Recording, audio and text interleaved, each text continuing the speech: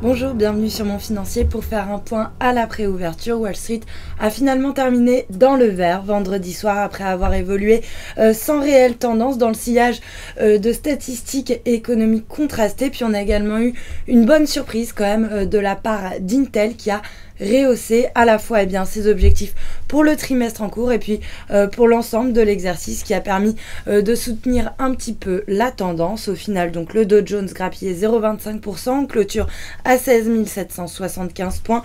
Le Nasdaq de son côté reprend 0,3% à 4 310 points, tandis que le S&P 500 avance de 0,3% à 1936 points. Au final, sur l'ensemble de la semaine, les marchés ont quand même légèrement consolidé puisque le Dow Jones perd 0,9%, le Nasdaq moins 0,2% et le S&P moins 0,7% abandonné depuis ses plus hauts annuels. En Asie, Tokyo termine en nette baisse, moins 1,09% dans un marché prudent en raison de l'avancée des rebelles djihadistes en Irak et puis éventuellement de l'impact des troubles géopolitiques sur le cours du pétrole. Ailleurs, Hong Kong et Taïwan sont stables, Shanghai 7,01%, Bombay à l'inverse grimpe de 0,67%, tandis que Séoul cède symboliquement 0,06%. Enfin, Sydney terminé en légère hausse de 0,13%. Et puis du côté de la préouverture, regain d'aversion au risque oblige.